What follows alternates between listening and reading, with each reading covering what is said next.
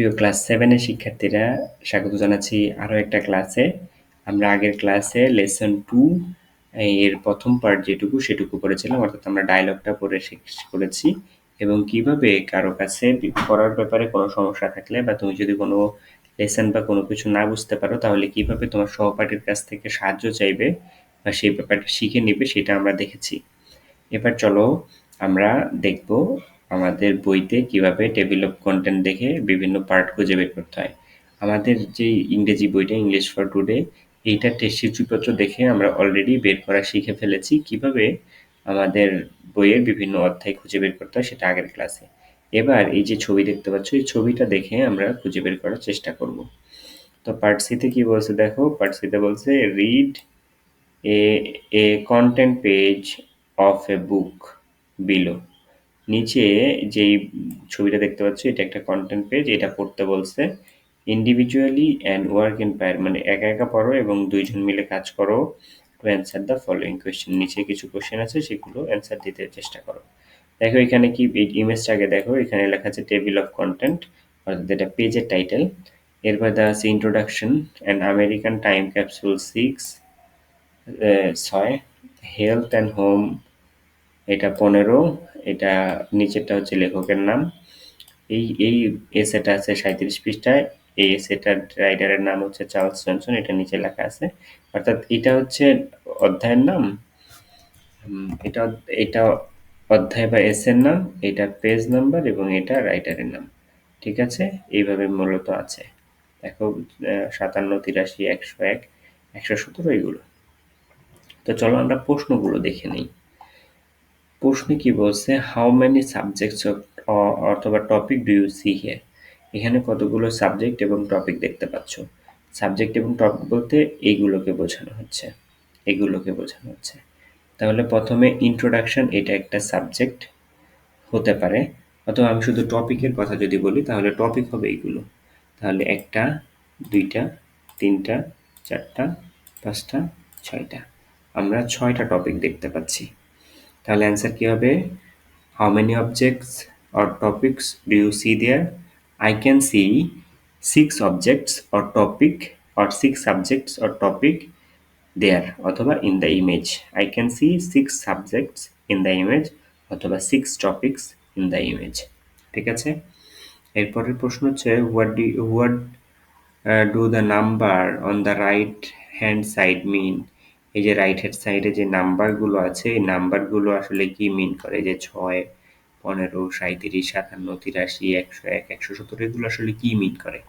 আমরা অলরেডি জেনেছি এগুলো হচ্ছে পেজ নাম্বার, অর্থাৎ এই বইটার 183 নাম্বার পেজে রিজনস টু বিলিভ এই এসেটা আছে। এসে বলতে আসলে প্রবন্ধ। এরপরে 101 নাম্বার পেজে আওয়ার টাউন এই এসেটা আছে। 117 নাম্বার পেজে সি দ্য শাইনিং সি এইটা আছে।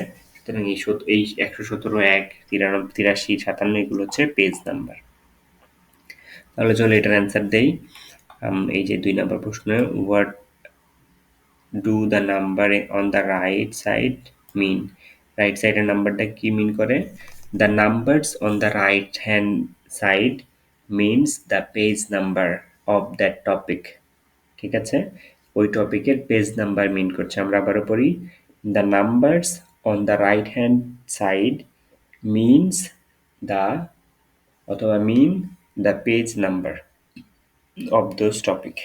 ঠিক আছে, এরপরে দেখো, what do you think people whose names are written after the subjects or topic আর।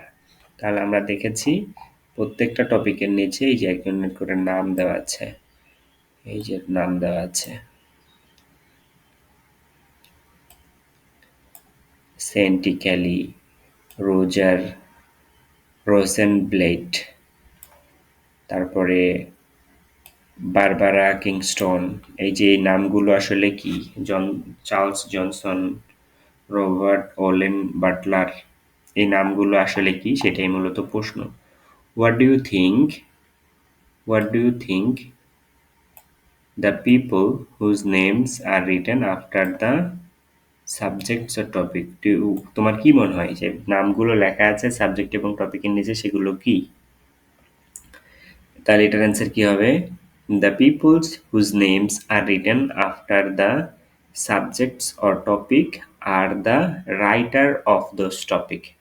ঠিক আছে, অ্যান্সারটা এভাবে হবে। আবার উপরে দেখো, the people whose name are written after the subjects or topic are the writers of those essay, অথবা বলতে পারো the writers of those subject or topic. এই প্রত্যেকটা প্রশ্নের লিখিত অ্যান্সার আমরা আমাদের আরেকটা শিটে তোমাদেরকে প্রোভাইড করব। তোমরা সেটা দেখে তোমাদের কাজ কমপ্লিট করতে পারো এবং শিখতে পারো কিভাবে এই প্রশ্নগুলোর অ্যান্সার দেওয়া হয়। এরপর দেখো 4 নাম্বার কি বলছে, what is each topic or subject call. প্রত্যেকটা টপিক এবং সাবজেক্টকে কি বলে?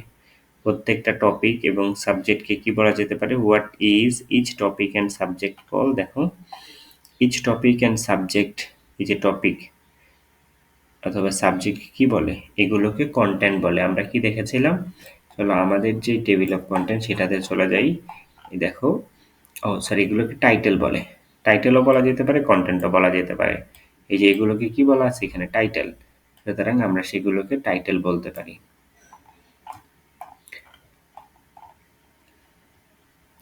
আমরা হারিয়ে ফেলেছি, আমাদেরকে আরো উপরে যেতে হবে।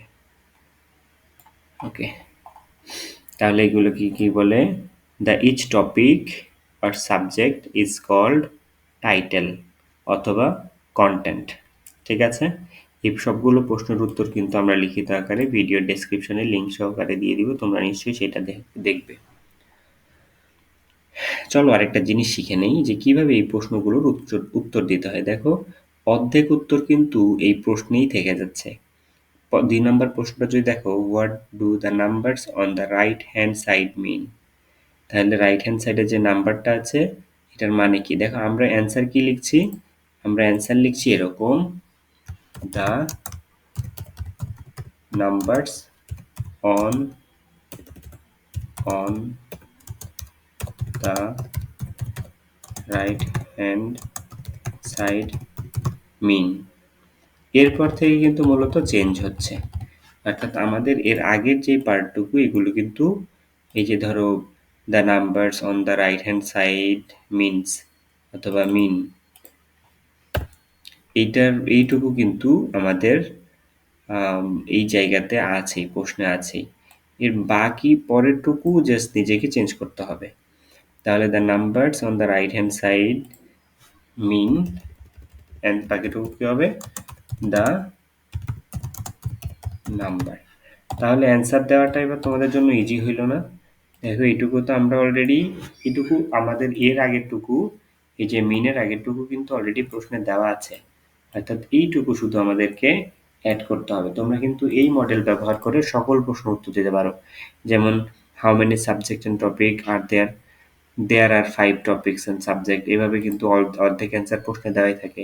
What do you think the people whose names are written after the subjects or topic, এইখান থেকে তুমি কিন্তু দ্য পিপল হুজ নেম এইটুকু কিন্তু তুমি অলরেডি তোমার প্রশ্ন অ্যান্সার নিয়ে যাবে। এরপরে জাস্ট আর দ্য রাইটার্স এইটুকু অ্যাড করলেই এটার অ্যান্সারও হয়ে যাবে। অর্থাৎ তোমরা প্রশ্ন থেকে কিন্তু খুব সহজে অ্যান্সার দিতে পারবে। এই বিষয়টা নিয়ে তোমরা যদি একটা বিস্তারিত ক্লাস চাও তাহলে নিশ্চয়ই তোমরা কমেন্টে জানাবে, আমি এই বিষয় নিয়েও একটা বিস্তারিত ক্লাস নিব। এরপরে যে আমাদের পার্ট ডি আছে, হ্যাঁ এটা চলো একটু দেখি। এটা হচ্ছে পার্ট ডিটা কিসের উপরে? পার্ট ডি একটা শূন্যস্থান, fill in the gaps with appropriate words from the box. এখানে যে বক্সটা দেখতে পাচ্ছ এর ভেতরে কতগুলো শব্দ আছে বলো তো? প্রায় 10টা শব্দ আছে। এই শব্দগুলো ব্যবহার করে আমাদেরকে এই শূন্যস্থানটা পূরণ করতে হবে। এই শূন্যস্থানটা আমরা আগামী ক্লাসে দেখার চেষ্টা করব। ছোট ছোট করে ভাগ করে দেই। এক ক্লাসে বেশি অ্যান্সার দিলে বা বেশি সমাধান করলে তোমাদের জন্য এটা জুলুম হয়ে যাবে, তোমরা সেভাবে বুঝতে পারবে না। আমরা ডি নাম্বার এবং ই নাম্বার আগামী ক্লাসে করার চেষ্টা করব এবং সেই ক্লাসটাতে আমরা এই ইউনিটটা শেষ করে দেব। এরপরে আমাদের তৃতীয় ইউনিট শুরু হবে। তাহলে ভালো থাকো, ধন্যবাদ।